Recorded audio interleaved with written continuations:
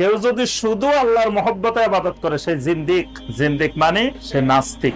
আবার কেউ যদি ইবাদত করে শুধু আল্লাহর ভয়, শুধু আল্লাহর ভয় মানে আর কিছু নেই, সে ফাহুয়া হারুরি, হারুরি মানে সে খারেজি, শুধু আল্লাহর ভয়ে ইবাদত করে, মহব্বত নাই আসল। আবার কিছু যদি আল্লাহর ইবাদত করে শুধু আশা, ভয়ও নাই মহব্বত নাই, এই লোক হলো মুরজিয়া। এই লোক হলো মুরজিয়া মানে শুধু আশা করে আল্লাহর কাছে, আল্লাহরে ভয়ও করে না, আল্লাহরে মহব্বতও করে না।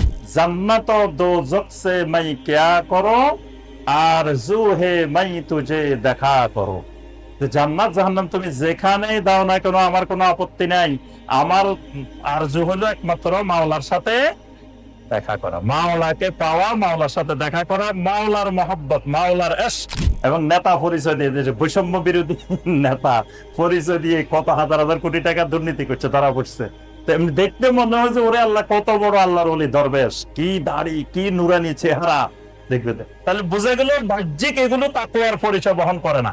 ইবাদত না করার জন্য দলিল লাগে না, ইবাদত করতে হলে দলিল লাগে। সেটা ফরজ হোক, ওয়াজিব হোক, সুন্নত হোক, নফল হোক, মুস্তাহাব হোক, এমনকি একটা মুবাহ, মুবাহ মানে এটা করা যায়, না করলেও কোনো অসুবিধা নাই, এটাকে বলে একবারে সর্বনিম্ন, জায়েজের মধ্যে সর্বনিম্ন হলো মুবাহ। এখন এই মুবাহ বলতে হলেও দলিল লাগে, দলিল বিহীন মুবাহ বলে দেওয়া যাবে না। আসসালামু আলাইকুম ওয়া রাহমাতুল্লাহি ওয়া বারাকাতুহু। আলহামদুলিল্লাহি ওয়াহদা ওয়াসসালাতু ওয়াসসালামু আলা মান লা নাবিয়্যা বা'দা ওয়া আলা আলিহি ওয়া সাহবিহি ওয়া মাওয়ালা।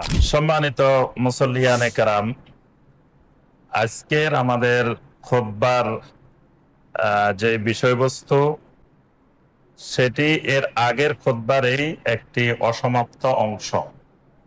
বিষয়টি ছিল মাওকাফুস সুফিয়্যা মিন উসুলিল ইবাদাহ, অর্থাৎ ইবাদতের উসুলের ক্ষেত্রে সুফিবাদের অবস্থান। তো এটার প্রথম পার্টে আমরা সকলেই জানি যে কিতাব থেকে আমরা আলোচনা করতেছি, কিতাবটি হলো মুহাদারাত ফিল আকিদা ওয়াদ দাওয়া। এই কিতাবটির লেখক এবং যার লেকচারগুলো, মুহাদারাগুলো এখানে আলোচনা করা হয়েছে তিনি হলেন ডক্টর সালেহ বিন ফাউজান বিন আব্দুল্লাহ আল ফাউজান হাফিজাহুল্লাহ। বর্তমান দুনিয়ার হাতে গোনা শীর্ষ পর্যায়ের 2-4 জন আলেমের মধ্যে তিনি একজন। তো তার এই মুহাদারাগুলো থেকেই আমরা ধারাবাহিক খুতবা পেশ করতেছি। তিনি এখানে যে চতুর্থ খুতবা আল মুহাদারা আর রাবিআহ, চতুর্থ যে মুহাদারাটা, লেকচারটা, এটা হলো মাওকাফুস সুফিয়্যা মিন উসুলিল ইবাদাহ, যে ইবাদতের উসুলকে সুফিরা কিভাবে বিকৃত করেছে। তো যেটা আমাদের এই ভারতীয় উপমহাদেশ সুফিবাদ নিয়ন্ত্রিত ইসলাম, আমাদের এখানকার যে ইসলামটা বাংলাদেশ, ভারত, পাকিস্তান, এটা হলো সুফিবাদ নিয়ন্ত্রিত ইসলাম। এখন সুফিবাদের বাহ্যিক রূপটা দেখলে সুন্দর মনে হয়, সাধারণ মানুষ এটাতে বিভ্রান্ত হয়। সাধারণ মানুষ মনে করে অসুবিধাকে তো সুন্দর দেখা যাচ্ছে, খারাপ তো কিছু এখানে দেখি না। কিন্তু আসলে যে এখানে খারাপটা কি, কোন পয়েন্টে খারাপ, সেটাই এখানে শেখ সালেহ আল ফাউজান হাফেজাহুল্লাহ তুলে ধরেছে। তো এই জন্য এই সূক্ষ্ম জিনিসগুলো না বুঝলে সুফিবাদের করাল গ্রাস থেকে এবং বিভ্রান্তিমূলক আকীদা আমল থেকে কোন মুসলিমের এই অঞ্চলে নিষ্কৃতি পাওয়া সম্ভব না। কেউ প্রত্যক্ষ, কেউ পরোক্ষ, সবাই কিন্তু সুফিবাদের দ্বারা আক্রান্ত। এজন্য সুফিবাদের বিষয়গুলো আমাদেরকে ভালোভাবে, সূক্ষ্মভাবে জ্ঞান অর্জন করা, জানা জরুরি। তো এখানে আমরা গত খুতবায় যে পাঠটা আলোচনা করেছি, শাইখ হাফেজাহুল্লাহ তিনি প্রথম যে বিষয়টি আলোচনা করছেন যে উসুলুল ইবাদাহ, ইবাদতের উসুলটা কি। আল্লাহ রাব্বুল আলামিন আমাদেরকে বানাইছেন, সৃষ্টি করছেন কিসের জন্য?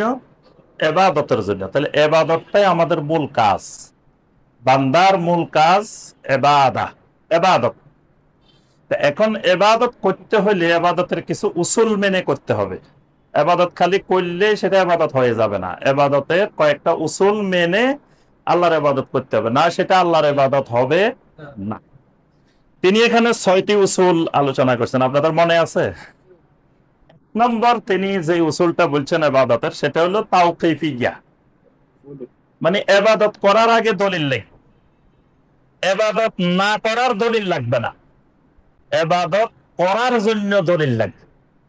আপনি যদি ঈদে মিলাদুন নবী সাল্লাল্লাহু আলাইহি ওয়াসাল্লাম পালন করতে চান, জশ্নে জুলুস পালন করতে চান, এ করার জন্য দলিল লাগবে। আর আমি যদি না করতে চাই, দলিল লাগবে না। এখন যদি আপনি বলেন যে কোন দলিলের ভিত্তিতে আপনি ঈদে মিলাদুন নবী পড়বেন না, সেটা বলেন, এটা হলো জাহালত, এটা হলো জাহালত, মূর্খতা, মানে সীমাহীন মূর্খতা। আমরা দেখলাম যে এই রবিউল আউয়াল মাসে অনেকে চ্যালেঞ্জ দিচ্ছে। বাইতুল মুকাররম জাতীয় মসজিদের সম্মানিত খতিব তিনি বলছেন যে ঈদে মিলাদুন নবী বলতে ইসলামে কিছু নাই। এটা সাহাবায়ে কেরাম, তাবেঈনে কেরাম, তাবেঈনে কেরাম কেউ কখনো করেন নাই, তারা নামও শুনেন নাই। এটা নব আবিষ্কৃত, পরবর্তী যুগের লোকদের আবিষ্কৃত একটা জিনিস। তার এই কথা সঠিক, তার এই কথা একেবারে শতভাগ সঠিক। তো তার এই কথায় আবার দেখলাম অনেকে চ্যালেঞ্জ করতেছে যে এটা যে নাই, উনি যেন এটা দলিল দিয়ে ব্যাখ্যা করে। তো নাই, উনি দলিল পাবে কই? এটা তো নাই, দলিল নাই বলেই তো এটার উনি বলছেন যে এটা ইসলামে নাই। এখন ওনাকে যদি আমরা চ্যালেঞ্জ করি যে আপনি যে বলছেন এটা নাই, কোন দলিলের ভিত্তিতে, কোন হাদিসের ভিত্তিতে, কোথায় পাইছেন দেখান, তো উনি কিয়ামত পর্যন্ত দেখাইতে পারবেন না। আর আমরা যদি প্রশ্ন করি, ওনার কাছে জানতে চাই, তার অর্থ হলো আমরা যে জাহেল এটার পরিচয় দিলাম, কারণ এটা না করার জন্য দলিল লাগবে না। এই ইবাদতের এই উসুলটা মনে রাখতে হবে যে ইবাদত না করার জন্য দলিল লাগে না, ইবাদত করতে হলে দলিল লাগে। সেটা ফরজ হোক, ওয়াজিব হোক, সুন্নত হোক, নফল হোক, মুস্তাহাব হোক, এমনকি একটা মুবাহ, মুবাহ মানে এটা করা যায়, না করলেও কোনো অসুবিধা নাই, এটাকে বলে একবারে সর্বনিম্ন, জায়েজের মধ্যে সর্বনিম্ন হলো মুবাহ। এখন এই মুবাহ বলতে হলেও দলিল লাগে, দলিলবিহীন মুবাহ বলে দেওয়া যাবে না। তো এখানে এই 1 নম্বর উসুল তাওকীফিয়্যাহ। 2 নম্বর উসুল সেটা কি? ইখলাস। মাশাআল্লাহ, স্টুডেন্ট খুব মেধাবী, মনে আছে, সে 1 মাস হয়ে গেছে খুতবার, মনে আছে, আলহামদুলিল্লাহ। আল্লাহ পাক মেধাকে আরো বাড়াই দিক। তো 2 নম্বর হলো ইখলাস। ইবাদত করতে হলে ইবাদতের মধ্যে কি থাকতে হবে? ইখলাস, অর্থাৎ ইবাদতটা একমাত্র কার জন্য? আল্লাহর জন্য হতে হবে। যদি একসাথে 2 উদ্দেশ্য থাকে, এটা ইবাদত হবে না। যদি শুধু আল্লাহর সন্তুষ্টি, তাহলে সেটা ইবাদত।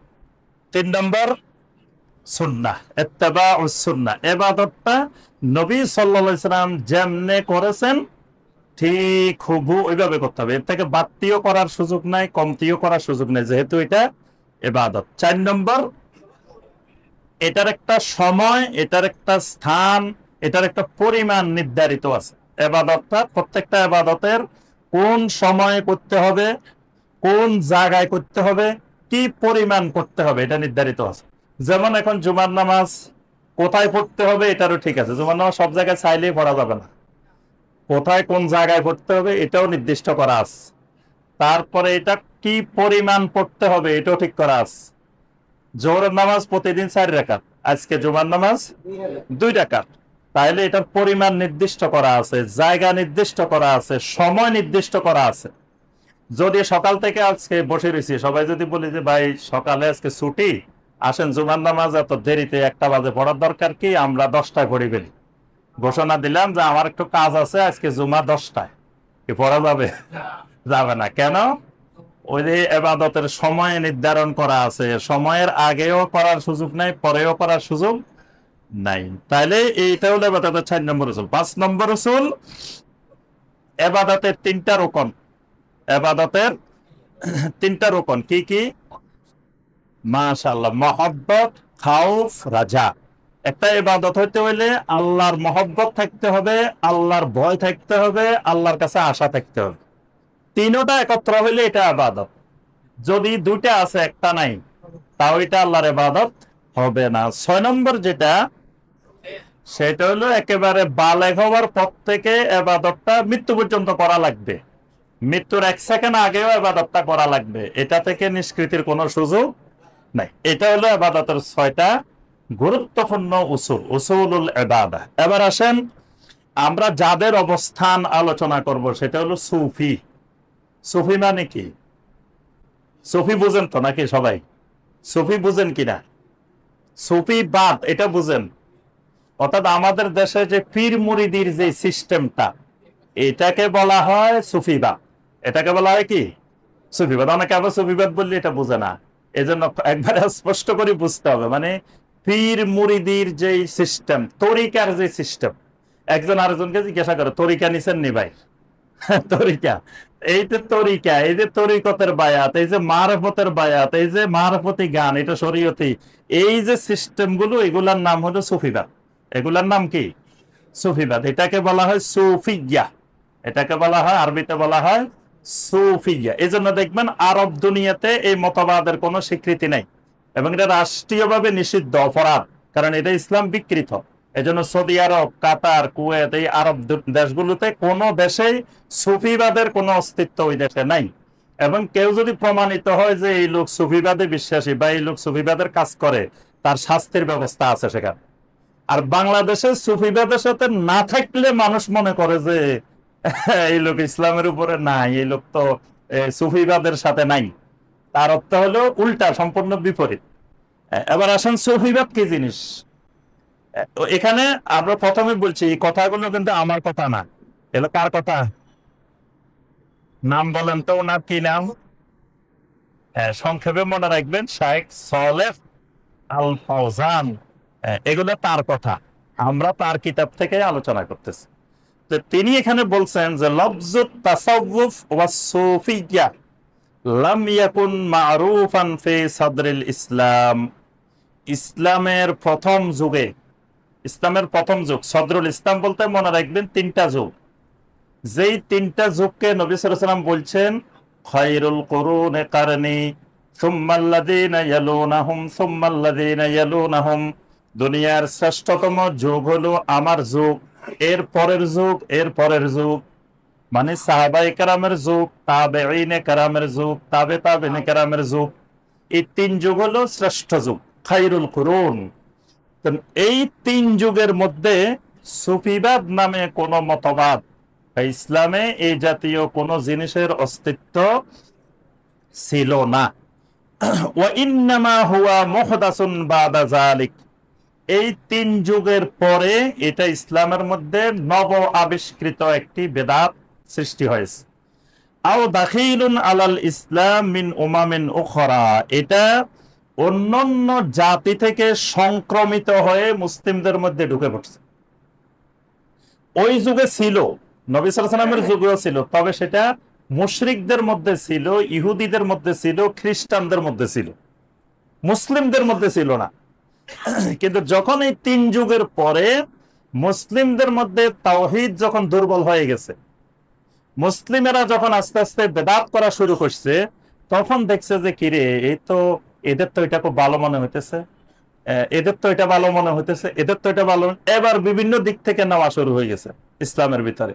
তো এটা এই 3 যুগের পরে মুসলিমেরা অন্যান্য জাতি থেকে, ইহুদিদের থেকে, খ্রিস্টানদের থেকে, হিন্দুদের থেকে, বৌদ্ধদের থেকে, বিভিন্ন দিক থেকে নিয়ে এই মতবাদটা তৈরি হয়েছে। এই মতবাদের মধ্যে আছে দেখবেন ধ্যান, ধ্যান করা আছে, আছে না? ধ্যানকে কি বলা হয়?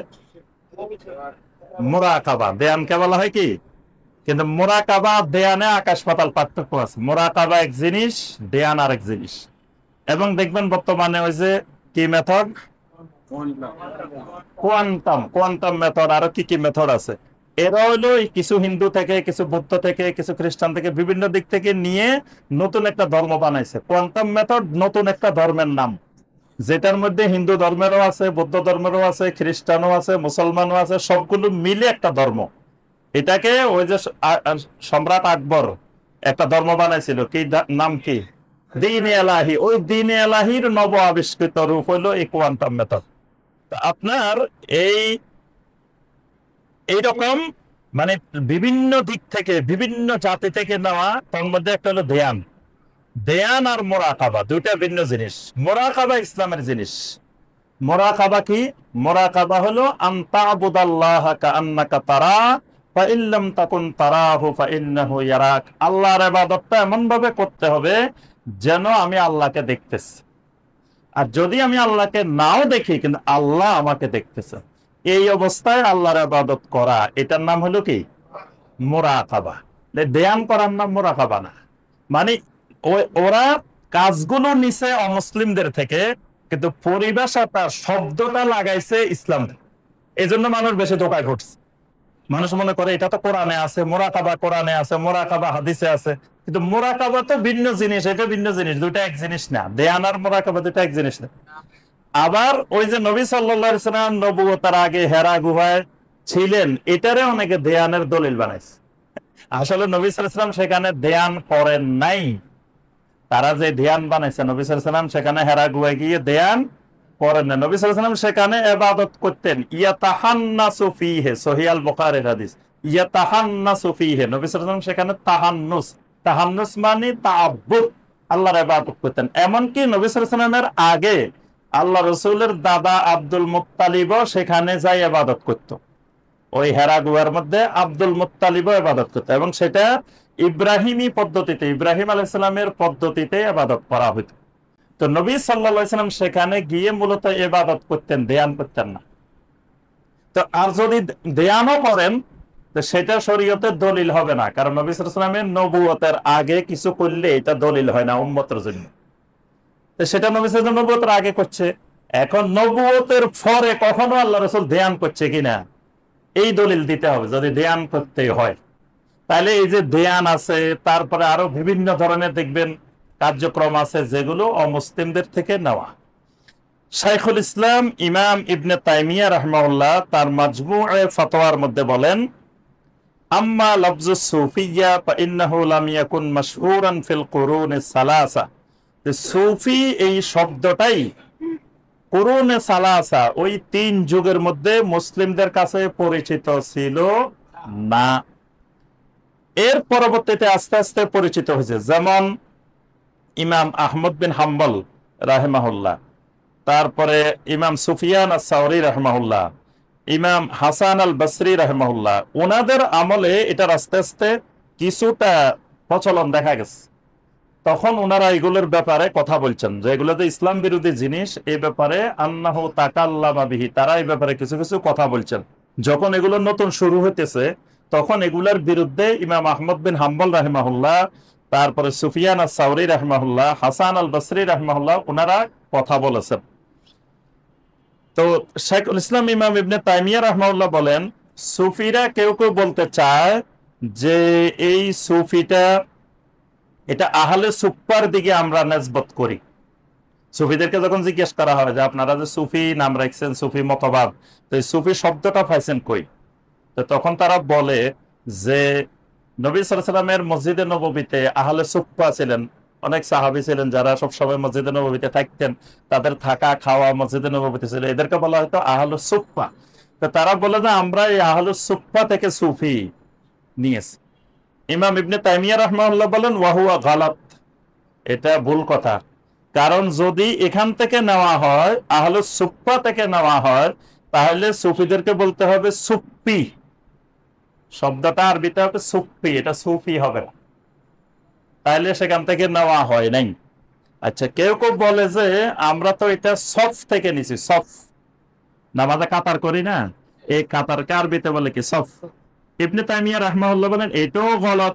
যদি তোমার সফ থেকে নেওয়া হয় তাহলে বলা হবে সফি, আরবিতে শব্দটা হবে, আহলে সুফা থেকে নিলে হবে কি? সুফি।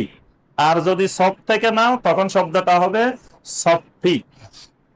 কেউ কেউ বলে আমরা নিই শব্দটা সফওয়া থেকে, সফওয়া, সফওয়া মানে সারাংশ, সফওয়া মানে কোন কিছুর নির্যাস, এটাকে আরবিতে বলে সফওয়া। ইমাম ইবনে তাইমিয়া রাহিমাহুল্লাহ বলেন তোমার এই কথাও গলত, কারণ যদি সফওয়া থেকে নাও তাহলে বলতে হবে সফাবি, তখন আরবিটা হবে সফাবি। কেউ কেউ বলেন আমরা এটা নিছি সুফ থেকে, সুফ, সুফ মানে পশম, পশম, পশম তো বুঝেন, মানে পশমের কাপড় যারা পরিধান করে। পশমের কাপড় মানে কোনটা? মোটা কাপড়, এবং একসময় এগুলো খুব প্রসিদ্ধ ছিল। এবং খ্রিস্টান পাদ্রীরা, খ্রিস্টানরা এখনো পশমের কাপড় পরিধান করাকে সুন্নাহ মনে করে, ঈসা আলাইহিস সালামের সুন্নত মনে করে। ঈসা আলাইহিস সালাম নাকি এই পশমের কাপড়, সুফি মানে সুফ পশমের কাপড় পরিধান করতেন। এই জন্য তারা পশমের কাপড় পরিধান করাটাকে ইবাদত মনে করে। তো ইমাম ইবনে তাইমিয়া রাহমাহুল্লাহ বলেন, নবী সাল্লাল্লাহু আলাইহি ওয়াসাল্লাম পশমের কাপড়কে কখনো পছন্দ করেন নাই। নবী সাল্লাল্লাহু আলাইহি ওয়াসাল্লাম পছন্দ করতেন কোনটা? কাতান। কাতান মানে তুলা, কাতান মানে তুলা, মানে তুলা দিয়ে প্রস্তুতকৃত মানে সুতি কাপড়। নবী সাল্লাল্লাহু আলাইহি ওয়াসাল্লাম পছন্দ করতেন সুতি কাপড়কে, নবী সাল্লাল্লাহু আলাইহি ওয়াসাল্লাম পছন্দ করতেন, ওই সুফকে, পশমি কাপড়কে নবী সাল্লাল্লাহু আলাইহি ওয়াসাল্লাম পছন্দ করেন। তাইলে এই শব্দটা যদি সুফ থেকে নেওয়া হয়, নিশ্চিত এটা খ্রিস্টানদের থেকে শব্দটা নেওয়া হয়েছে। কথাটা বুঝে আসছে? যেহেতু খ্রিস্টানদের কাছে এটা ইবাদত, খ্রিস্টানদের কাছে এটা খুবই সুন্নত যে পশমি কাপড়, সুফের কাপড় পরিধান করা। যেহেতু যদি শব্দটা ওখান থেকে নেওয়া হয়, তাহলে এই মতবাদটা খ্রিস্টানদের থেকে আসছে, এটাই প্রমাণিত হয়। এটা কার কথা? ভুলে গেলে হবে না, এগুলো কিন্তু ডক্টর ইমাম হোসেনের কথা না। আবার অনেকে ভুল বুঝতে পারে, ফেসবুকে ইউটিউবে গেলে কবে যে ডক্টর ইমাম হোসেন এটা বলছে, এটা ডক্টর ইমাম হোসেন বলে না, এটা বলছে কে? শাইখুল ইসলাম ইমাম ইবনে তাইমিয়া। তাহলে কোনো বাহাস করতে হলে, মোনাজারা করতে হলে উনার সাথে করতে হবে, বা কিছু বলতে হলে উনার বিরুদ্ধে বলতে হবে। এটা কিন্তু আমি বলি নাই, তিনি বলছেন যে এটা, এই আগের গুলা বলছেন যে গলত, শেষের এটা যদি ঠিকও হয় তাহলে বোঝা যায় এই মতবাদটা খ্রিস্টানদের থেকে ইসলামের মধ্যে আমদানি করছে। আচ্ছা, এরপরে শাইখুল ইসলাম ইবনে তাইমিয়া রাহিমাহুল্লাহ আরো বলেন যে এটার আবিষ্কার হলো কোথা থেকে, কোন শহর থেকে। তো তিনি বলেন যে এটার আবিষ্কার বসরা থেকে। এই মতবাদটার প্রথম আবিষ্কার, সূচনা যেখান থেকে হয় সেটা হলো বসরা। বসরাটা কোথায়? বর্তমানে ইরাকে। এটা ইরানের কাছাকাছি, বসরাটা ইরানের কাছাকাছি। তো এটার সাথে শিয়াদের একটা গভীর সম্পর্ক আছে, এই মতবাদের সাথে শিয়া মতবাদের একটা গভীর সম্পর্ক। এজন্য দেখবেন এই সুফিবাদের একটা সাজারা থাকে, সাজারা। সাজারা বুঝেন? ওরে সাজারাও বুঝে না। সাজারা মানে গাছ। গাছ মানে কি? এরা একটা গাছ বানায় রাখে, প্রত্যেকের কাছে গেলে এই গাছটা পাইবেন। মানে নবী সাল্লাল্লাহু আলাইহি ওয়াসাল্লাম থেকে শুরু করে সে পর্যন্ত কার ফিরকে, কার ফিরকে, কার ফিরকে, এইভাবে একটা গাছ আছে। এটাকে বলা হয় সাজারা। এটাকে বলা হয় কি? সাজারা। সাজারা মানে গাছ। তো এই যে সাজারা, এই সাজারার মধ্যে মাঝখানে দেখবেন, প্রত্যেকের মাঝখানে শিয়াদের কয়েকজন ইমাম আছে। শিয়াদের কয়েকজন ইমাম এই গাছের মধ্যে মাঝখানে আছে। তার সর্বশেষ এই গাছ থামছে আলী রাদিয়াল্লাহু তাআলা আনহুর কাছে যায়। মানে এই গাছের লাস্ট সীমানা কোথায়? আলী রাদিয়াল্লাহু তাআলা। আলী থেকে আল্লাহ রাসূল, আলী থেকে আল্লাহ রাসূল। তো তাইলে মাঝখানে আবু বকর, ওমর, ওসমান কই গেল? আবু বকর, ওমর, ওসমান রাদিয়াল্লাহু তাআলা আনহুম এই গাছের মধ্যে নাই। তার অর্থ হলো এটা শিয়াদের আবিষ্কার সুস্পষ্টভাবে বোঝা যায়। এই কারণেই এই গাছের ভিতরে আবু বকর রাদিয়াল্লাহু তাআলা আনহু, ওমর রাদিয়াল্লাহু তাআলা আনহু, ওসমান রাদিয়াল্লাহু তাআলা আনহু ওনারা নাই। তো এই কথাটাই শাইখুল ইসলাম ইবনে তাইমিয়া রাহিমাহুল্লাহ বলছেন যে এটা বসরা থেকে আবিষ্কার। বসরার কিছু লোক লেবাসুস সুফ, ওই সুফের পোশাক পরা শুরু করে দিছে। তারা বলতেছে যে এটা আমাদের কাছে খুব সাধারণ পোশাক এবং এটা আল্লাহকে পাওয়ার পোশাক। ঈসা আলাইহিস সালাম এই পোশাক পছন্দ করছেন। এই পোশাক পরে পরে তারা এবার বিভিন্ন ক্ষেত্রে গুলু শুরু করে দিছে। গুলু, গুলু মানে সীমা লঙ্ঘন, নিজে নিজে আবার বিভিন্ন কিছু বানানো শুরু করে দিছে। এই জায়গা থেকে আস্তে আস্তে আস্তে আস্তে উনি এখানে অনেক আলোচনা করেছেন। আমরা সময়ের জন্য বিস্তারিত আলোচনা করতেছি না, বিস্তারিত আলোচনা করলে এটাই আমাদের খুতবার সময় চলে যাবে। তো তিনি বলছেন এরপরে এই বসরার লোকেরা আস্তে আস্তে চারিদিকে ছড়ানো শুরু হলো। তখন তারা কাদিয়ানাতুল হিন্দিয়া ওয়ার রুহবানিয়া আন নাসরানিয়া, এরা আস্তে আস্তে দিয়ানাতুল হিন্দিয়া, দিয়ানাতুল হিন্দিয়া মানে কি?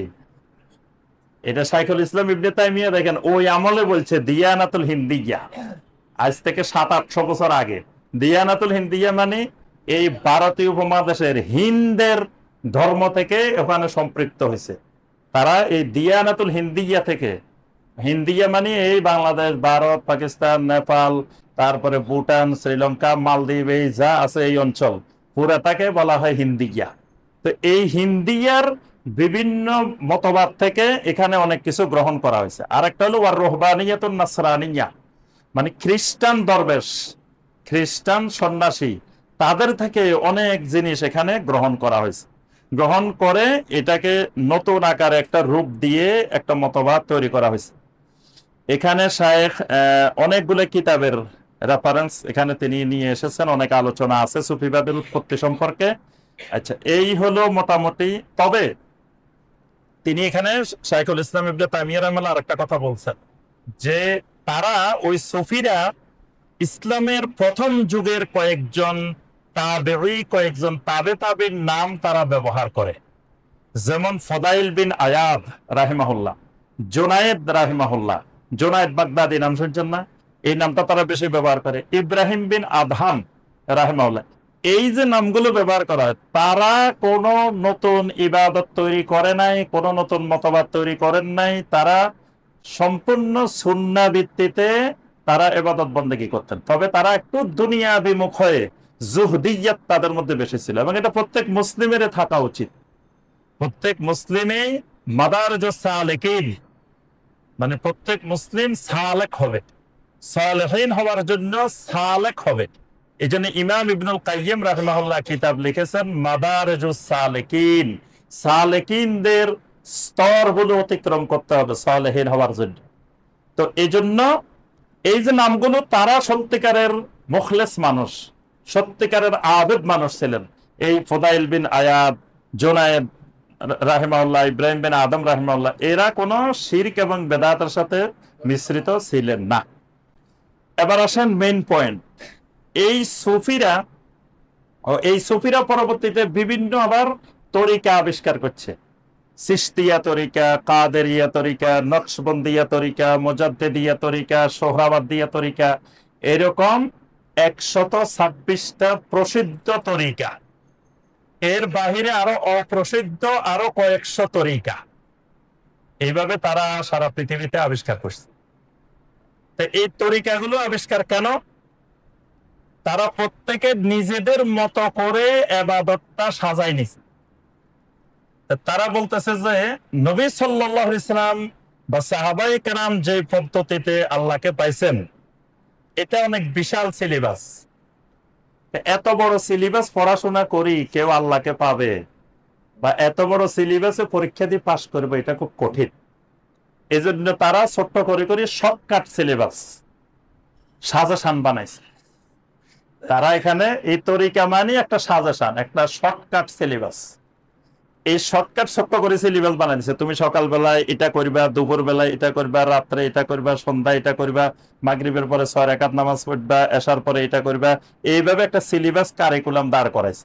তো তারা বলে যে এখন আমরা এই কারিকুলাম দাঁড় করানো তো কোনো অসুবিধা নেই, কারণ আমরা আলিয়া মাদ্রাসার সিলেবাস আছে, কওমি মাদ্রাসার সিলেবাস আছে, হাফেজি মাদ্রাসার সিলেবাস, কত রকমের মাদ্রাসা আছে না? তো এগুলো যদি অসুবিধা না হয়, তো সিলেবাস বানালে অসুবিধা কি? কিন্তু আসলে এই সিলেবাস আর ওই সিলেবাস এক জিনিস না। এবাদতের সিলেবাস বানানো এটা মারাত্মক অপরাধ।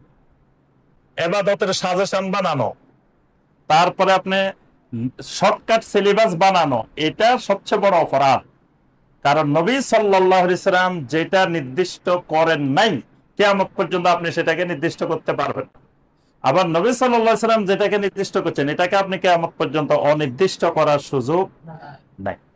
এই জন্য এই ইসলামে ইবাদতের ক্ষেত্রে কোন শর্টকাট সিলেবাস বানানোর ক্ষমতা আল্লাহর জমিনে কারো। যদি কেউ বানায়, সে কোরআন সুন্নাহর ভাষায় তাগুত, কোরআন সুন্নাহর ভাষায় সে তাগুত। কারণ সে নবী সাল্লাল্লাহু আলাইহি ওয়াসাল্লামের পরে সে নতুন করে দ্বীনের আরেকটা রূপ দাঁড় করাইছে। সে শর্টকাট করছে, কিছু জিনিস কমাইছে, কিছু জিনিস বাড়াইছে। এইটা ইসলামে নিষিদ্ধ, বিশেষ করে ইবাদতের ক্ষেত্রে। এই জন্য এইরকম তরিকা বানানো হয়েছে। এরপরে খেলাফত বানানো হয়েছে। খেলাফত বাংলাদেশে দেখবেন মর্যাদা, হুজুর, এটার মর্যাদা নির্ধারণ হবে খেলাফত দিয়ে। এই হুজুর বড় হুজুর না ছোট হুজুর, এটা চেনার আলামত হলো উনি কোন হুজুরের খলিফা। এটা হলো বড় হুজুর আর ছোট হুজুর মাপার যন্ত্র। যে এই প্রথমে খবর নেওয়া হবে উনি কোন হুজুরের খলিফা, তো উনি অমুক হুজুরের খলিফা, তার অর্থ উনি অনেক বড় হুজুর, অনেক বড় পীর সাহেব, অনেক বড় মানে আলেম। আর ওই মানে খেলাফত দিয়ে নির্ধারণ হয়। আপনার কালকে দেখলাম ফেসবুকে একজন লিখছে যে মুফতি আব্দুল মালিক সাহেব চিনেন, উনি কোন কোন পীরের খলিফা? কোন পীরের খলিফা? উনি চট্টগ্রামের মাওলানা জমির উদ্দিন নানুপুরীর খলিফা। এই কারণে উনার খলিফা হওয়ার কারণে উনি অনেক উঁচু তক্কা। আচ্ছা, ওনারে ছিলেন, উনি কে? উনি পাকিস্তানের মুফতি তকি ওসমানের খলিফা। মানে তার অর্থ হলো উনি অনেক উঁচু তক্কা, অমুকের খলিফা। এখন কথা হলো খেলাফত হয় রাষ্ট্রে, খেলাফত হয় ইসলামে কিসে? রাষ্ট্রে খেলাফত, এটা ইসলামে স্বীকৃত। কিন্তু রাষ্ট্রের বাহিরে আরেকটা নতুন রাষ্ট্র খেলাফতের সিস্টেম, এটা ইসলামে নাই। ইসলামের দুই ধরনের খেলাফত নাই। খেলাফত একটাই, সেটা রাষ্ট্রপ্রধান খেলাফত পরিচালনা করবেন। রাষ্ট্র হইল খেলাফতের ভিত্তিতে পরিচালিত হবে। এখন এটা কোন রাষ্ট্র যে রাষ্ট্রে অমুকের খলিফা অমুক, অমুকের খলিফা অমুক, অমুকের, এই যে খেলাফতের সিস্টেম, এটা সুফিবাদের একটা বড় মানে বিভ্রান্তমূলক মানে তাদের সিস্টেম। এইভাবে আমরা এর আগে আলোচনা করছি, ওই যে ধারাবাহিক আমরা অনেকগুলো ভ্রান্ত আকীদা, ভ্রান্ত মতবাদ আলোচনা করছি, তখন এই বিষয়গুলো আলোচনা করছি। তা আমরা ওইদিকে যাচ্ছি না। এবার আসেন মূল পয়েন্ট, যেটা যে এবাদতের কোন পয়েন্টে সুফিরা পরিবর্তন করছে বা সমস্যা তৈরি করছে। এক নম্বর, কাসরুহুমুল ইবাদাহ আলাল মাহাব্বাহ। শেখ সালেহ আল ফাওজান হাফেজাহুল্লাহ বলেন, তারা এক নম্বরে যে সমস্যাটা করছে সেটা হলো এবাদতকে তিনটা রকমের থেকে একটা রকমে সীমাবদ্ধ করে ফেলছে। এবাদতের তিন রকমকে এক রকমে সীমাবদ্ধ করছে, দুই রকমই বাদ। তাহলে এবাদতের তিন রকম কি? মহব্বত, খাউফ, রাজা। মানে আল্লাহর ভালোবাসা, আল্লাহর ভয়, আল্লাহর কাছে আসা। তাদের কথা হলো এবাদত করবা আল্লাহর ভয়ে করা যাবেন, জাহান্নামের ভয়ে করা যাবেন, জাহান্নামের ভয়ে এবাদত করা যাবে। আবার জান্নাত পাওয়ার আশায়ও এবাদত করা যাবেন। এবাদত করতে হবে কেন? একমাত্র মাওলার মহব্বতে, আল্লাহকে পাওয়ার জন্য, আল্লাহর মহব্বতে এবাদত করতে হবে। তাহলে এই যে সূক্ষ্ম এখানে মারাত্মক ক্ষতিকর যে বিষয়টা, সেটা হলো যে মহব্বত, খাওয়া, প্রাদা তিনটা কিন্তু হালকা জিনিসটা রোকন, এবাদতের রোকন। রোকন মানে কি? একটা বাদ পড়লে পুরো এবাদতে বাতিল। তিনটা রোকন, তিনটা রোকনের মধ্যে শুধু মহব্বত, শুধু ভালোবাসা। এজন্য দেখবেন সুফিদের কিতাব জুড়ে, সুফিদের বই জুড়ে এই বিষয়ের উপরে হাজার হাজার পৃষ্ঠা লেখা আছে। খালি এটাই যে জান্নাত পাওয়ার আশায় জাহান্নামের ভয়ে কোন ইবাদত করা যাবে না। যেমন এখানে বলা হয়েছে যে একজন সুফির কথা এখানে বলেছে, আনা লা আ'বুদুল্লাহ তামআন ফি জান্নাতিহি ওয়ালা খাউফান মিন নারিহি। তিনি বলছেন যে আমি আল্লাহর ইবাদত এই জন্য করি না যে জান্নাত পাবো, জাহান্নাম থেকে বাঁচবো, এই জন্য আমি ইবাদত করি না। এই জন্য দেখবেন সুফিরা বলে যে আমি এটা করে আমারে আল্লাহ জান্নাতে দিক, জাহান্নামে দিক, কোনো অসুবিধা নেই। আল্লাহ জান্নাতে দিক। যেমন ওই যে চট্টগ্রামের একজন বলছে যে, এটা ফেসবুকে পাইবেন, বলছেন যে আরা নবীরে মহব্বত করি, আল্লাহ যদি আরে জাহান্নামেও দেয় তাও আরা খুশি। মানে নবীর মহব্বতে জ্যেষ্ঠ জুলুস করি, নবীর মহব্বতে ঢোল বাদ্য বাজাই, নবীর মহব্বতে জন্মদিন পালন করি, এগুলা করার কারণে যদি আল্লাহ জাহান্নামেও দেয় তো আরা খুশি। তার অর্থ হইল কি? এদের কাছে জান্নাত জাহান্নামের কোনো ভয় নাই, ডর নাই, জান্নাত জাহান্নাম কিছুই না। তারপরে বলে যে তুমি এটা বাদ দাও, এটা করো, তোমার জান্নাত জাহান্নামের দায়িত্ব আমার, হে দায়িত্ব নিয়ে নে। কারণ জান্নাত জাহান্নাম এদের কাছে কিছুই না, কারণ জান্নাত জাহান্নামের ভয় নাই। এজন্য তাদের সুপরিচিত একটা আকীদা, জান্নাত ও দোজখ সে মাই কিয়া করো আর জু হে মাই তুঝে দেখা করো। যে জান্নাত জাহান্নাম তুমি যেখানেই দাও না কেন আমার কোনো আপত্তি নাই, আমার আরজু হলো একমাত্র মাওলার সাথে দেখা করা, মাওলাকে পাওয়া, মাওলার সাথে দেখা করা, মাওলার মহব্বত, মাওলার এশক, এশকে এলাহি, এশকে মাওলা, যে মাওলার এশকটাই হলো আমার কাছে মূল। জান্নাত জাহান্নাম আমার কাছে মোল্লা। তাদের বানানো একজন ওলি আছে, রাবেয়া বসরি, নাম শুনছেন? হ্যাঁ, রাবেয়া বসরি। মহিলাকে আল্লাহ কোন নবী রাসূল বানান নাই, এবং মহিলারা আল্লাহর ওলি হতে পারে, মুমিনও ওলি হতে পারে, পুরুষও ওলি হতে পারে, মহিলারও ওলি হতে পারে, এটাতে কোনো অসুবিধা নেই। কারণ আল্লাহ সুবহানাহু ওয়া তাআলার কাছে মহিলা পুরুষ এটার কোনো পার্থক্য নেই। যিনি সালেহীন হবেন তিনিই আল্লাহর বন্ধু। কিন্তু তারা এই মহিলাকে বানায় নিছে, যে মহিলা মানে বিকৃত আকীদা, বিকৃত চিন্তাধারার অধিকারী। তা এই মহিলার ব্যাপারে অনেক কথা আছে, আপনার ফেরাকুল মাউসুয়াতুল ফেরাক। তো এখানে ওই মহিলা একদিন আপনার এক হাতে পানি এক হাতে আগুন দুইটা নিয়ে মহিলা রাস্তা দিয়ে দৌড়ায়। সবাই জিজ্ঞেস করে, কিরে রাবেয়া বসরি, তুমি এরকম করো কেন? এক হাতে পানি এক হাতে আগুন। পানি নিয়ে যাইতেছি জাহান্নামকে নিবাই ফেলবো, এই আগুন নিতেছি জান্নাত জ্বালাই ফেলবো। সবাই জিজ্ঞেস করে কারণ কি, কেন জ্বালাই ফেলবে, কেন নিবে ফেলবে? তা মানুষ খালি ধারে দেখি সেই আবাদত করে জান্নাত পাওয়ার আশায়, জাহান্নাম থেকে বাঁচার জন্য। এই দুইটা না থাকলে তাহলে সে মাওলারে পাওয়ার জন্য আবাদত করবো, তো সে আর এইগুলোর জন্য আবাদত করবে না। তাহলে এইভাবে একটা দুটা না, শত শত দেখবেন কিতাব জুড়ে, সুফিবাদের কিতাব জুড়ে এই মতবাদ প্রতিষ্ঠিত করা আছে যে জান্নাত জাহান্নামের আশায়, জান্নাত জাহান্নামের ভয়ে তোমার এবাদত করা যাবে না। এবাদত করতে হবে একমাত্র আল্লাহকে পাওয়ার জন্য, আল্লাহর মহব্বতে। তো এখানে এই প্রথম ত্রুটি এবাদতের ক্ষেত্রে, এবাদত রসুলের ক্ষেত্রে সর্বপ্রথম বিভ্রান্তি যেটা, এটা হলো শুধু আল্লাহর এবাদত, আল্লাহর মহব্বতে এবাদত। তো শাইখ হাফেজাহুল্লাহ এখানে বলেন, আল্লাহর মহব্বত এটা গুরুত্বপূর্ণ জিনিস, সকল ইবাদতে আল্লাহর মহব্বত অবশ্যই লাগবে, কিন্তু আল্লাহর মহব্বতের সাথে আল্লাহর ভয়, জাহান্নামের ভয়, কবরের আযাবের ভয়। ইদানিং তো আবার এক গ্রুপ বাইরেছে, কয় কবরের আযাব নাই। মানুষের যাই আস্তে করে বলি রে, কয় শুনেন কবরের আযাব, কবরের আযাব না থাকলে অসুবিধা কি?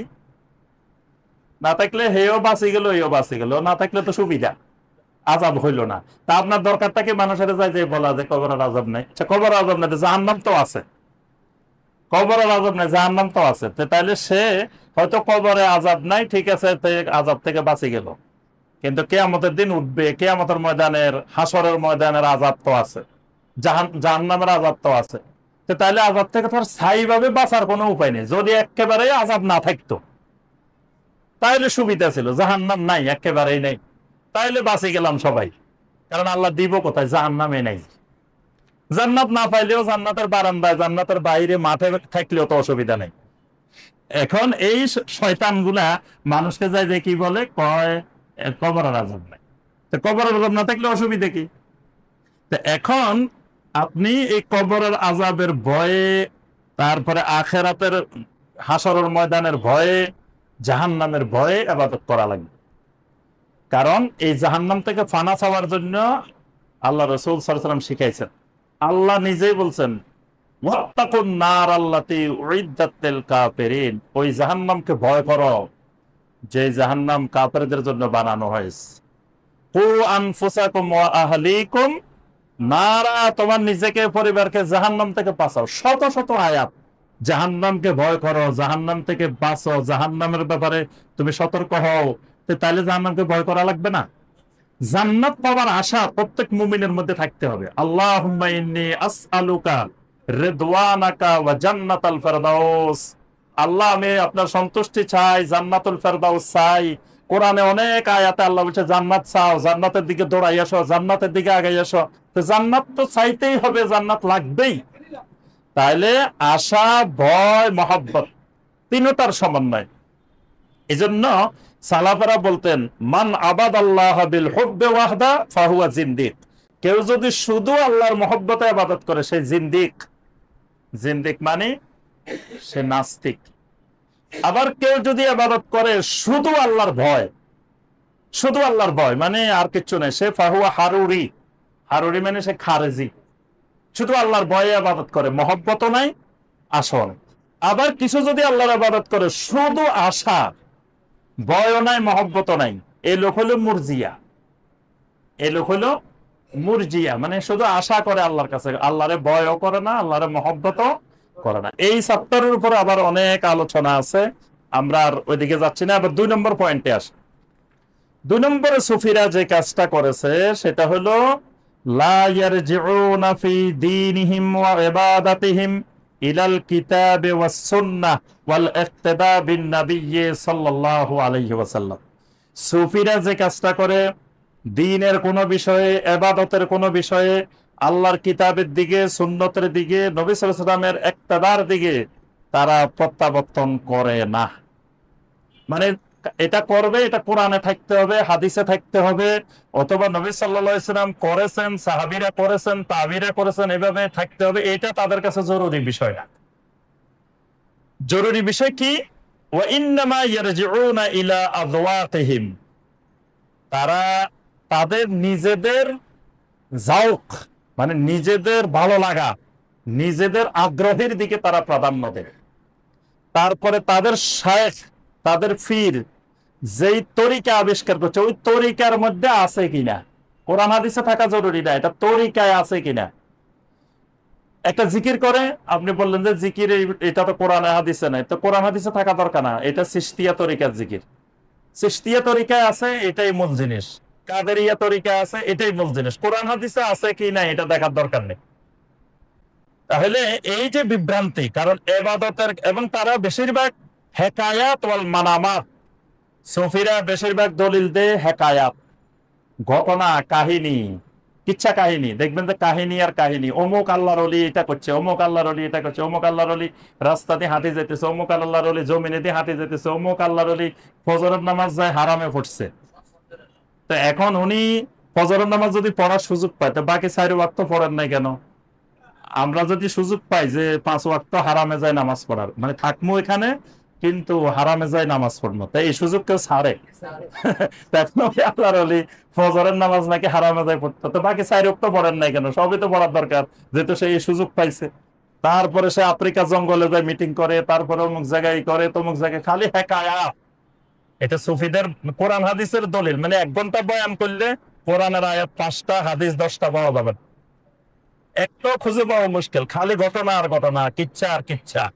আর ওয়াল মানামাত, স্বপ্ন, খালি স্বপ্ন আর স্বপ্ন। মানে এই ধর্মটা, দিনটাকে সুফিরা ধর্ম স্বপ্নের উপরে ভিত্তি করে, যে অমুক আল্লাহর ওলি স্বপ্ন দেখছে, অমুক আল্লাহর ওলি স্বপ্ন দেখছে, অমুক আল্লাহর ওলি স্বপ্ন দেখছে। তাদের কাছে কোরআন হাদিসের চাইতে হেকায়াত, মানামাত এবং জাল হাদিস এগুলো বেশি প্রাধান্য পায়। ইবাদতের ভিত্তি তারা কোরআন সুন্নাহর উপরে দাঁড় না করায়, এগুলোর উপরে দাঁড় করায়। আচ্ছা, এরপরে শাইখুল ইসলাম ইবনে তাইমিয়া রাহমাহুল্লাহ বলেন যে ওয়ায়াতামাসসাকুনা সুফিয়্যা ফিদ-দীন, সুফিরা দ্বীনের ব্যাপারে এমন এমন নীতিমালা গ্রহণ করে যেগুলো খ্রিস্টানেরা গ্রহণ করত। কিরকম? মিনাল কালামিল মুতাশাবিহ ওয়াল হিকায়াত, খ্রিস্টানেরা যে কাজটা করত, তারা ইনজিল বাদ দিয়ে, তারা ইনজিলের মধ্যে কিছু আয়াত ছিল মুতাশাবিহাত, মানে অস্পষ্ট, ওই আয়াতগুলোকে তারা বেশি ব্যবহার করত, কারণ এগুলো ইচ্ছা মতো ব্যাখ্যা করা যায়, যা ইচ্ছা, যা মনে হচ্ছে যেদিকে টানা যায় সেদিকে নেওয়া যায়। তারপর আরেকটা করতো ওয়াল হিকায়াত, খ্রিস্টানেরাও এরকম, তাদের পাদ্রীরা শুধু ঘটনা, কিচ্ছা, কাহিনীর উপরে নির্ভর করত, সেটাকেই এরা ফলো করার চেষ্টা করে। এরপরে এই ব্যাপারে তিনি আরো আলোচনা করেছেন, আমরা আর ওইদিকে যাচ্ছি না। তাহলে 2 নম্বর পয়েন্ট, যে সুফিরা ইবাদত গুলোকে কোরআন হাদিসের উপরে দাঁড় না করাই, কিসের উপরে দাঁড় করায়? কিচ্ছা কাহিনী, স্বপ্ন, জাল হাদিস, তরিকা, এগুলোর উপরে দাঁড় করায়। 3 নম্বর, তারা ইলতিজাম ও আজকার ওয়া আওরাদ, তারা এমন কিছু জিকির আজকার, এমন কিছু ওজিফা আবিষ্কার করে যেগুলো তারা 2 ভাগে ভাগ করে। 2 ভাগে ভাগ করে বলে যে এটা হলো জিকরুল খাসা, এটা হলো জিকরুল আম্মা। জিকির 2 রকম, একটা হলো জিকিরে খাসা, একটা জিকিরে আম্মা। জিকিরে খাসাটা কি? কয় জিকিরে আম্মা হলো লা ইলাহা ইল্লাল্লাহ, মানে লা ইলাহা ইল্লাল্লাহ জিকির করবেন, এটা হলো আম জিকির। আর আপনি জিকিরে খাসা কি? জিকিরে খাসা হলো ইল্লাল্লাহ ইল্লাল্লাহ ইল্লাল্লাহ, আল্লাহ আল্লাহ আল্লাহ, হু হু হু, এগুলা হলো কি জিকিরে খাসা। আর এগুলো সবাই করা যাবে না, এটা খাস। তারপরে দেখবেন যে ইদানিং ফেসবুক আবিষ্কার হওয়াতে কিছু জিকির আসে, মানে কি বলতেছে তা শব্দটা বোঝা যায় না, বিভিন্ন ভাবে মিগি রোগের মতো, মিগি রোগে আছে না, এরকম দেখবেন কিছু শব্দে, অভিনব শব্দে জিকির করে। দেখছেন আপনারা? ওরে ফেসবুক খুললে তো দেখা যায়। তো পরে দেখলাম যে এটা নিয়ে আবার হেরে যারা এরকম জিকির গুলা করে এদেরকে আবার আরেক গ্রুপ বলতেছে মিয়া এগুলা জিকিরে খাসা, তুমি এগুলা আমভাবে মাঠে ময়দানে করতে গেছো কেন? কারণ ওই যে এগুলোর দ্বারা অনেকে আবার ফতোয়া দিছে যে এটা মুশরিক হয়ে গেছে, কি বলতেছে আল্লাহর নামে জিকির করতেছে, আল্লাহর তো এই নাম নাই, বা আল্লাহর নামটা তো বোঝা যাচ্ছে না কি জিকির করতেছে। এই জন্য বাকিরা বলতেছে যে এটা হলো খাস জিকির, এটা ভিতরে ভিতরে করবা, এটা তো মাঠের ময়দানে না। হ্যাঁ, তাহলে জিকিরকে তারা দুই ভাগে ভাগ করছে, একটা হলো জিকিরে খাসা, একটা জিকিরে আম্মা। এইরকম কোন জিকিরে খাসা জিকিরে আম্মা কোরআন হাদিসে নাই, সবার জন্য আম। নবী সাল্লাল্লাহু আলাইহি ওয়াসাল্লাম যে জিকির শিখাইছেন, করছেন, সাহাবা কেরাম করছেন, এগুলা আলেম ওলামাও করবে, সাধারণ মানুষও করবে, নারীও করবে, পুরুষও করবে, সবাই করবে। তাহলে এইভাবে এই ইবাদতকে ভাগ করে নেওয়া, যে জিকির আজকার, নতুন নতুন জিকির আজকার যেগুলো আল্লাহ রাসূল করেন নাই, সাহাবীরা করেন নাই, বিভিন্ন পদ্ধতিতে নাচি নাচি, লাফাই লাফাই, বিভিন্ন রং বেরঙ্গে, বিভিন্ন কৌশলে এই জিকির আজকার করা, এগুলা তারা আবিষ্কার করে। খালি জিকির না, বিভিন্ন রং বেরঙ্গ দরুদ, বিভিন্ন রং বেরঙ্গের ওজিফা, কুমকুমিয়া এলাহি, কুমকুমিয়া হাবিবি, কি এটা দেখছেন? মুরব্বীরা দেখছেন বেশি। এটা কি? ওই যে মুখস্থ পারে উনি, কুমকুম ইয়া হাবিবি, তারপরে কি জি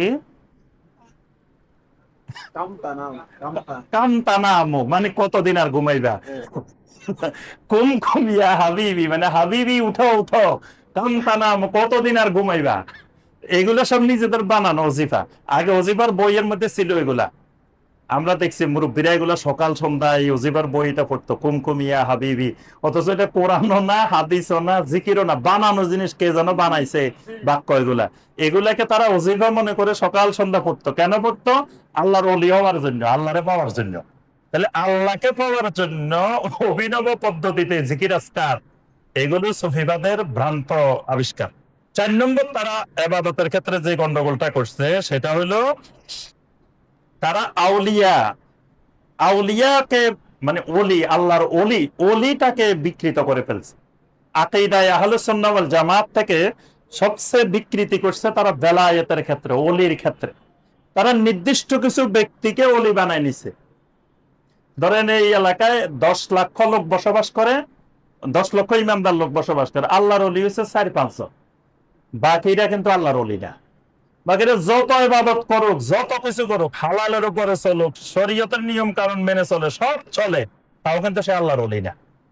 দেখবেন এই বাংলাদেশে আপনি যত আমল করেন, যত কিছু করেন, আপনারা কেউ আল্লাহর ওলি বলবে না, যতক্ষণ না আপনি আরেক পীরের মুরিদ না হইবেন, যতক্ষণ না আপনি খেলাফত না পাইবেন, ততক্ষণ আপনি যত ইবাদত বন্দেগী করেন, আপনি কিন্তু আল্লাহর ওলি হইতে পারেন নাই।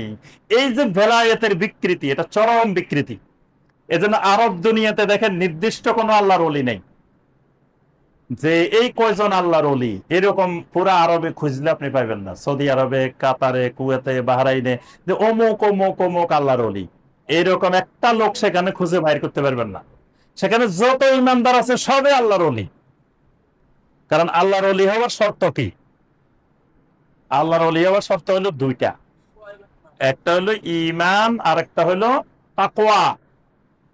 সূরা ইউনূসের 62-63 নম্বর আয়াত, আলা ইন্না আউলিয়া আল্লাহি লা খাউফুন আলাইহিম ওয়া লা হুম ইয়াহজানুন আল্লাযীনা আমানু ওয়া কানু ইয়াত্তাকুন। আল্লাহর ওলি হওয়ার 2টা গুণ, আল্লাযীনা আমানু, প্রথম গুণ হলো ঈমানদার হতে হবে। দ্বিতীয় গুণ ওয়া কানু ইয়াত্তাকুন, তাকওয়াবান। ঈমান আর তাকওয়া এই দুটাই বেলায়েতের মূল মাধ্যম।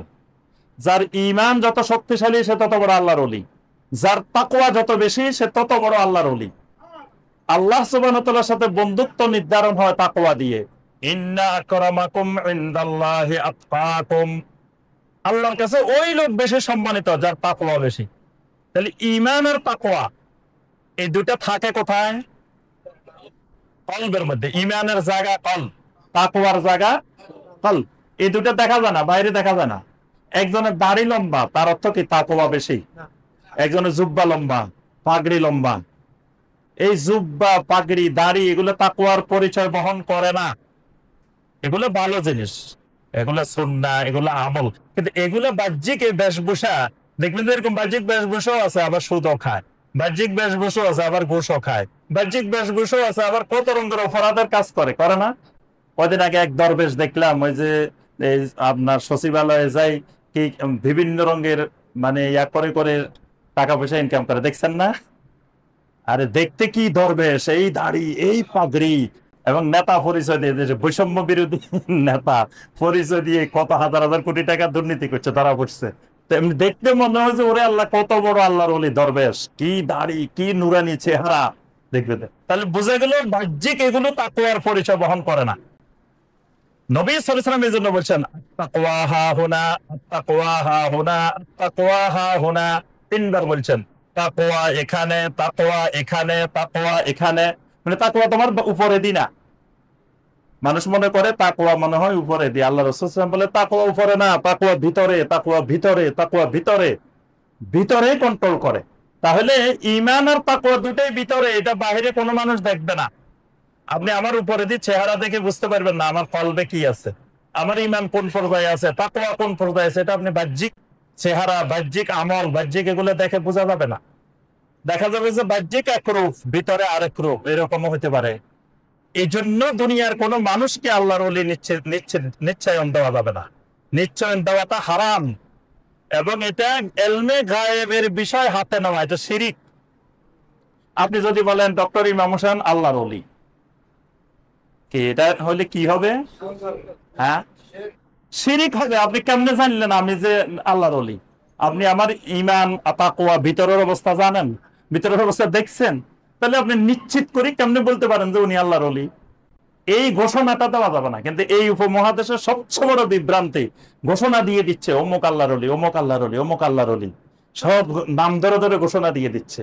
এই জন্য এই জায়গায় আল্লাহর ওলির ক্ষেত্রে সালেহ আল ফাওজান হাফিজাহুল্লাহ বলেন, আউলিয়াউল্লাহ হুমুল মুমিনুন আল মুত্তাকুন আল্লাযীনা ইউকিমুনাস সালাতা ওয়া ইউতুনাজ যাকাতা ওয়া হুম রাকিউন। আল্লাহর ওলির সংজ্ঞা দিবেন যে আল্লাহর ওলি হলো ওই মুমিনেরা, ওই মুত্তাকিরা যারা সালাত কায়েম করে, যাকাত আদায় করে, এবং সবসময় আল্লাহর হুকুমের সামনে অনুগত হয়ে থাকে, এরাই হলো আল্লাহ সুবহানাহু ওয়া তাআলার ওলি। তো এটা তো যে কেউ হইতে পারে, একজন রিকশা চালক হইতে পারে, দিনমজুর হইতে পারে, যে কোনো আল্লাহর বান্দা, যে কোনো আল্লাহর বান্দি হইতে পারে। এটা হওয়ার জন্য তো কারো কাছে মুরিদ হইতে হবে, কারো খেলাফত পাইতে হবে, কারো সার্টিফিকেট লাগবে। এটা তো জরুরি বিষয় না ঈমানের জন্য, তাকওয়ার জন্য। তাহলে এই জায়গায় তারা নির্দিষ্ট জিকির, আজকার, ওজিফা, লতিফা বানাইছে। লতিফা, লতিফা চিনেন? 10 লতিফা, এই লতিফা চিনেন? লতিফা চিনে না। এই লতিফা হলো এখানে কলব, এখানে রূহ, তারপরে এখানে হলো খফি, খফি, খফি, সের, আখফা। এখানে কলব, এখানে রূহ, এখানে খফি, এখানে সের, এখানে আখফা। এরপরে হলো 4টা জিনিস, আত, আতেশ, খাক, বাত। মানে মানুষের যে 4টা জিনিস দিয়ে বানায়, আগুন দিয়ে, পানি দিয়ে, বাতাস দিয়ে, মাটি দিয়ে, 4টা জিনিস। কয়টা হয়েছে? 9টা। আরেকটা হলো নফস। নফস মানে খাসা, মানে উপরের কায়া। এটা পুরোটা মিলে একটা লতিফা। এই 10টা লতিফা, এই 10 লতিফা কেন্দ্রিক তারা বিভিন্ন জিকির, বিভিন্ন ওজিফা, বিভিন্ন ইবাদত তৈরি করছে। অর্থাৎ এই যে আল্লাহর ওলি হওয়ার মাধ্যম, আল্লাহর ওলি হওয়ার সিস্টেম, আল্লাহর ওলি নির্ধারণ করা, এই বেলায়েতের মারাত্মক বিকৃতি এই সুফিবাদ মুসলিমদের মধ্যে, ইসলামদের মধ্যে ঘটেছে। এই জন্য সাহাবায়ে কেরামের মধ্যে দেখবেন নির্দিষ্ট করেছিল না যে অমুক অমুক আল্লাহর ওলি। সাহাবায়ে কেরামেরা সবাই আল্লাহর ওলি, তাবেঈনে কেরামেরা সবাই আল্লাহর ওলি, তাবেঈনে কেরামেরা সবাই আল্লাহর ওলি। সেখানে নির্দিষ্ট করা ছিল না। পরবর্তীতে সুফিরা আসে, কিছু মানুষের আল্লাহর ওলি বানাইছে, কিছু মানুষের আল্লাহর ওলি বানায় নেয়। এবং বেদাতীদের সবচেয়ে বড় লক্ষণ, বেদাতীর একটা বড় আলামত, সহজে বুঝবেন যে উনি বেদাতী, এটা বোঝার বড় আলামত, বেদাতীরা তার বেদাতের দিকে সাধারণ মানুষকে আকৃষ্ট করার জন্য তাদের ওই ফিরকে বা তাদের ওই আলেমকে উপাধি দিয়ে দেয়, মানে একটা বিশাল উপাধি দিয়ে দিবে, উনি খতিবুল উম্মাহ, উনি হাকিমুল উম্মত, উনি খতিবে আজম, উনি এই একটা উপাধি দিয়ে দেওয়া। এটা বেদাতীরা তার বেদাতের দিকে মানুষকে আকৃষ্ট করার জন্য যুগে যুগে এই কাজটা করছে। আহলুস সুন্নাহরা কোনো উপাধি দেয় না। এই জন্য দেখবেন আরব দুনিয়ার যত আলেম, মক্কা মদিনার যত আলেম, এদের কোনো উপাধি নেই, লকব নেই, এদের নাম খালি নামটাই শাইখ অমুক। সাহাবায়ে কেরামদের দেখবেন যে আবু হুরায়রা, এর বাইরে আর কিচ্ছু নাই। তারপরে ইবনে আব্বাস, তারপরে দেখবেন অমুক, আগে পরে কিচ্ছু নাই। ওই ঘটনা এর আগে একদিন বলছিলাম, নুরজাহান হোটেলে আবার আমাদের দেশের এক পীর সাহেব একদিন রাত্রে থাকবে। এক পীর সাহেব তার মুরিদ গেছে ওই নুরজাহান হোটেল, তো চিনেন কুমিল্লার রাস্তার পাশে দিয়ে, তো পীর সাহেব রাত্রে ওখানে থাকবো, এক জায়গায় মাহফিলে গেছে, তো হোটেল ভাড়া করতে গেছে। তা আবার বলতেছে আপনাদের পীর সাহেবের নাম বলেন, ম্যানেজার লিখবে না, তো পীর সাহেবের নাম বলেন। তার নাম নেওয়া তো গুনার কাজ, মুরিদ তো বলেও নাম নিতে পারবে না, নাম কয় না, তার মিয়া নাম বলেন না, নাম লিখতে হবে না এখানে। পরে কাগজ একটা বাইর করে দিচ্ছে, তো এই যে এখানে আছে, দেখ। এখন এখানে পীর সাহেবের নামের আগে 30-35টা তার উপাধি, লাস্টে আছে আল হাসানি ওয়াল হুসাইনি ওয়াল কুরাইশি মাদ্দাজিল্লুহুল আলী, এটা হলো একেবারে লাস্ট। ওই পোস্টার এটা আমার কাছে আছে, 35-36টা উপাধি। তো এবার ওই ম্যানেজার উঠি বলতেছে, ভাই ভাড়া দিছি একজনের কাছে, নাম দিছেন 36টা, আমি এতজনের সিট কোথা থেকে দিব? না এতজন না, উনি একজনই ভাড়া দিছি, উনি একজনই থাকবেন, একজনের উপাধি এতগুলা। এই যে উপাধি দেওয়া, এটা বেদাতের আলামত। এটা যুগে যুগে বেদাতিরা এই কাজটা করতো, যে সাধারণ মানুষ এগুলা দেখলে বিভ্রান্ত হয়ে যাবে, ওরে আল্লাহ দেখো কত বড় হুজুর, তার কত উপাধি, এটা এটা বিশাল একটা উপাধি লাগাই দেয়। তো এই যে বেলায়েতের ক্ষেত্রে বিভ্রান্তি। 5 নম্বর পয়েন্ট, তারা এই তরিকতের চর্চা করতে গিয়ে, সুফিবাদের চর্চা করতে গিয়ে হারাম জিনিসকে হালাল বানায় নেয়। যেমন গান বাজনা, গানের সাথে ঢোল, তবলা, হারমোনিয়াম, বিভিন্ন রঙের দেখবেন যন্ত্রপাতি দিয়ে গান বাদ্য করে। এই যে গান বাজনা হারাম, যুগে যুগে সাহাবায়ে কেরাম থেকে শুরু করে 1400 বছর ধরে কোরআন হাদিসের দলিল দিয়ে যুগে যুগে আহলুস সুন্নাহর উলামারা বলে আসতেছে এটা হারাম, কিন্তু তারা এই হারামটাকে হালাল বানায় ফেলছে। এবং এটাতে তারা এত খুশি, তারা বলে তাদের সামনে কোরআন তেলাওয়াত করেন, কোনো নড়াচড়া নাই, হাদিস বলেন কোনো নড়াচড়া নাই, যখনই এটা শুরু করবেন তখনই লাফানি শুরু। এবং তাদের ইয়াই বলছে আপনার, এই যে তাদের মুরব্বী ইবনুল আরাবী, তারপরে যারা প্রথম এগুলার আবিষ্কার করেছে, তারা বলছে যে কোরআন তেলাওয়াত করলে আমার অন্তরে কোনো তাসির হয় না, যখনই শ্যামা সঙ্গীত গাওয়া হয় তখন মনে হয় আমার দুনিয়া আকাশ পাতাল উলট পালট হয়ে গেছে। মানে শ্যামা সঙ্গীত তার আল্লাহকে পাওয়ার মাধ্যম। আমাদের দেশের একজন সুফি আছে, নামে সুফি। সুফির একদিন ইয়া শুনলাম যে সাক্ষাৎকার দিতেছেন এক টেলিভিশন চ্যানেলকে, তো বলতেছে রমজান মাসে উনি সারা রাত ঘুমায় না, তারাবির পর থেকে শুরু করে সাহারি খাওয়া পর্যন্ত উনি ঘুমায় না। তো কি করে উনি? উনি পাকিস্তান থেকে, মিশর থেকে, তুরস্ক থেকে, বিভিন্ন দেশ থেকে শিল্পী নিয়ে আসে।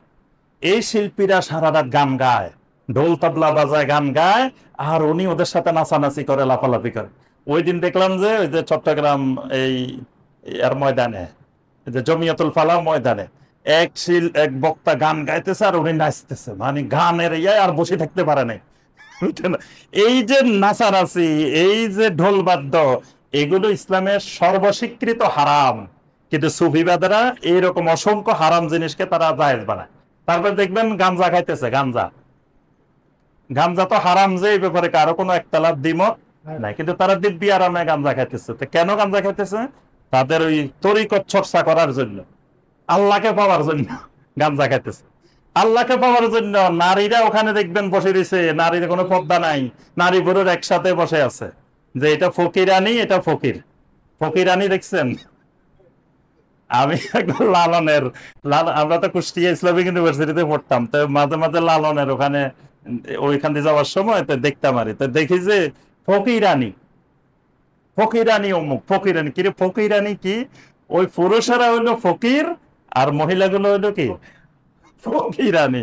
ফকির আর ফকিরানি একসাথে বসে রয়েছে, রাত্রেও একসাথে থাকে, দিনেও একসাথে থাকে, কোনো বিয়ে শাদীর সম্পর্ক নাই, কিছু নাই, একসাথে গাঁজা খাইতেছে, একসাথে ঘুরতেছে, কিন্তু ফকির আর ফকিরানি। তো এই যে অসংখ্য হারাম জিনিসকে, হারামের চর্চাকে বৈধতা দেওয়া, এটা সুফিবাদের ইবাদতের ক্ষেত্রে বড় বিঘ্নতা। সর্বশেষ 6 নম্বর পয়েন্ট বলে আমরা শেষ। 6 নম্বর পয়েন্ট হলো তাদের ইবাদতের ক্ষেত্রে সবচেয়ে বড় বিচ্যুতি আরেকটা, যে একটা সময় গেলে ইবাদত থেকে এক্সিট, মানে ইবাদত থেকে বের হয়ে যাওয়া, তার আর ইবাদত করা লাগে না। হ্যাঁ, অথচ আমরা ওই যে ইবাদতের নীতিমালা বলছি যে ইবাদত করতে হবে মৃত্যু পর্যন্ত। মৃত্যুর 1 সেকেন্ড আগেও ইবাদত থেকে অবসরে যাওয়ার, ফিয়ারেলে যাবেন এই সুযোগ নাই। ইবাদতের থেকে আপনি ফিয়ারেলে যাওয়ার সুযোগ নাই। একবারে মৃত্যু পর্যন্ত আল্লাহর ইবাদত চালায় যেতে হবে। ওয়াবুদ রাব্বাকা হাত্তা ইয়াতিয়াকাল ইয়াকিন। ইয়াকিন মানে মওত, মওত আসা পর্যন্ত আল্লাহর ইবাদত করতে হবে। নবী সাল্লাল্লাহু আলাইহি সাল্লাম ওফাতের 1 সেকেন্ড আগ পর্যন্ত শরিয়ার কোন নীতিমালার বাইরে যান নাই। নবী সাল্লাল্লাহু আলাইহি সাল্লাম কোন ওফাতের আগ পর্যন্ত কখনো কোন মহিলা সাহাবীর সাথে পর্দাবিহীন দেখা করেন নাই। নবী সাল্লাল্লাহু আলাইহি সাল্লাম 1 ওয়াক্ত সালাত পরিত্যাগ করেন নাই। কোন ধরনের শরিয়া বহির্ভূত একটা কাজ নবী সাল্লাল্লাহু আলাইহি সাল্লাম ওফাতের আগ পর্যন্ত করেন নাই। এখন এরা কি করে?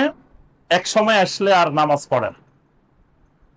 এটা কিন্তু সুফিবাদের একটা বিধান, যে এক সময় আসলে আর নামাজ পড়েন। তো কি ব্যাপার, আপনি নামাজ পড়েন না কেন? উনি এখন হাকিকতে চলে গেছে।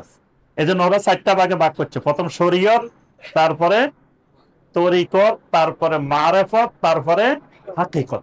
হাকিকত মানে এমন পর্যায়ে চলে গেছে, তার ভিতরে আল্লাহ ঢুকে গেছে, সে আল্লাহর ভিতরে ঢুকে গেছে। তো এই জন্য তারা বলে যে আমি এখানে ইবাদত করবো কার? হে তো নিজেই আল্লাহ। আল্লাহ তার ভিতরে ঢুকে গেছে মানে নিজে আল্লাহ হয়ে গেছে, তো হে ইবাদত করবো কার? ওই আপনার আমরা এর আগে আলোচনা করছিলাম, যে সময় একজন কবি, প্রখ্যাত কবি, তাদের সুফি বলছে যে আমি আল্লাহর সারা জীবন খুঁজতে খুঁজতে খুঁজতে খুঁজতে লাস্টে দেখি তো আমি নিজেই আল্লাহ। আল্লাহরে খুঁজে পাইছে যে সে নিজেই আল্লাহ। তো এখন এই যে ইবাদত থেকে বের হয়ে যাওয়া, যে একটা সময় এসে নামাজ পড়া লাগে না, এখন সে হাকিকতে আছে। একটা সময় এসে দেখবেন সুন্নতের কোনো তোয়াক্কা নাই, সে নখ একটা লম্বা লম্বা, চুল কতগুলো উস্কো খুস্কো, তারপরে কোনো পবিত্রতা নাই, তারপরে সুন্নতের কোনো আমল নাই, কিছুই নাই, কিন্তু সে আল্লাহর ওলি। তার অর্থ হইল এই সুফিবাদ একটা সময় আসলে তাকে ওই ইবাদত থেকে রুখসত দিয়ে দে, তাকে এক্সিট করে দে, বের করে দে, যে তুমি তোমার আর শরীয়তের বিধিবিধান এখন আর মানা লাগে না। কিন্তু শরীয়তের বিধিবিধান মানার বাহিরে যাওয়া এই সুযোগ কারোই নাই। আল্লাহ পাক কোন নবী রাসূলকেও এর রুখসত দেন নাই। এমনকি কোন সাহাবায়ে কেরাম, তাবেঈনে কেরাম, তাবেঈনে কেরাম, কিয়ামত পর্যন্ত কোন মুমিনের এই সুযোগ নেই। তো আল্লাহর ইবাদতের ক্ষেত্রে এটাও তাদের আরেকটা বিভ্রান্তি। এখানে শাইখ হাফেজাউল্লাহ অনেকগুলা দলিল তাদের বিভিন্ন বই থেকে, বিভিন্ন জায়গা থেকে আলোচনা করেছেন। তা আমরা সময়ের স্বল্পতায় বিস্তারিত আলোচনা করি নাই। যারা বিস্তারিত জানতে চান এই বইটা পড়লেও তারা ওখান থেকে জানতে পারবেন। এর বাহিরে আরো বিস্তারিত জানতে চাইলে, সুফিবাদ সম্পর্কে বিস্তারিত জানতে চাইলে মাওসুআতুল ফেরাক, এটা হলো বিভিন্ন ফেরকার বিশ্বকোষ, বিভিন্ন ফেরকার বিশ্বকোষ আছে, মানে প্রায় ১৫০০ পৃষ্ঠার বিশ্বকোষ। এটার ভিতরে একটা বিশাল চ্যাপ্টার আছে as-সুফিয়্যা, ফেরকাতুস সুফিয়্যা, সুফি মতবাদ। সুফি মতবাদের সমস্ত শিরিক, সমস্ত কুফর, সমস্ত বেদাত ওখানে পয়েন্টে পয়েন্টে পয়েন্টে সুন্দর করে দেওয়া আছে, এবং প্রত্যেকটা জিনিস তাদের বই থেকে রেফারেন্স সহকারে, কোন কিতাবের কত পৃষ্ঠায় কে লিখছে ওইটা সহকারে এই বিশ্বকোষে দেওয়া আছে। সেখানে আরো বিস্তারিত জানতে পারে। আল্লাহ পাক আমাদের সবাইকে সত্যিকারের দিনকে জানার, বুঝার, মানার তৌফিক দান করুন। সকল প্রকারের ফেরকা থেকে আল্লাহ পাক আমাদেরকে, বাতিল ফেরকাগুলো থেকে আল্লাহ পাক আমাদেরকে হেফাজত করুন। আমিন ইয়া রাব্বাল আলামিন। সুবহানাকাল্লাহুম্মা বিহামদিকা আশহাদু আল্লা ইলাহা ইল্লা আনতা আস্তাগফিরুকা ওয়া আতুবু ইলাইক। সম্মানিত ভাই ও বোনেরা, আমাদের প্রতি বছর একটা প্রোগ্রাম হয় আমাদের এই মসজিদের, সেটা জানেন তো? সেটার নাম কি? খায়রুল হুদা কনফারেন্স। আমরা এটার নাম দিয়েছি খায়রুল হুদা কনফারেন্স। এর আগে 3টা হয়েছে, এবার যেটা হবে এটা হলো আমাদের 4র্থ বার্ষিক খায়রুল হুদা কনফারেন্স। এই কনফারেন্সটা আগামী নভেম্বর মাসের 29 তারিখ, নভেম্বর মাসের 29 তারিখ শনিবার ইনশাআল্লাহ এই কনফারেন্স হবে। তো এই কনফারেন্সে আমরা শাইখদেরকে দাওয়াতও দিয়েছি, পরবর্তীতে আমরা ঘোষণা দিব বিস্তারিত। তো কনফারেন্সকে আপনারা সাফল্যমণ্ডিত করার জন্য সবাই সর্বপ্রকারের সহযোগিতা নিয়ে আসবেন। আর এই মাসের 27 তারিখ, মানে আজকে হলো কয় তারিখ? 19 তারিখ, মানে আগামীকাল শনিবারের পরের শনিবার আমাদের মসজিদে একটা হালাকা হবে, বিশেষ হালাকা। অনেকদিন পর্যন্ত আমরা বিশেষ হালাকা করি না, বাইরের শাইখেরা অনেকদিন পর্যন্ত আমরা আনতে পারি না বিভিন্ন কারণে। তো শনিবারে এই 27 তারিখে শাইখ ডক্টর আবু বকর জাকারিয়া হাফেজাহুল্লাহ তিনি আসবেন। বাদ মাগরিব আমাদের অত্র মসজিদে হালাকা হবে ইনশাআল্লাহ। 27 তারিখ শনিবার বাদ মাগরিব। সবাই আসার চেষ্টা করবেন ইনশাআল্লাহ। আসসালামু আলাইকুম ওয়া রাহমাতুল্লাহ।